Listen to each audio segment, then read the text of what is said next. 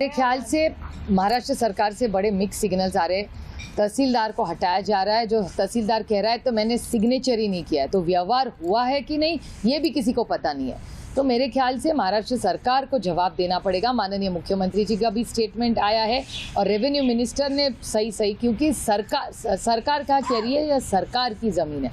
अगर सरकार की ज़मीन है तो बेचने का अधिकार है ही नहीं, और अगर फिर बेची कैसी गई सरकारी ज़मीन, किसने परमिशन दी? और तहसीलदार अगर कह रहा है कि मैंने साइन ही नहीं किया तो ज़मीन बेची किसने? स्टैम्प ड्यूटी का सवाल ही नहीं आता।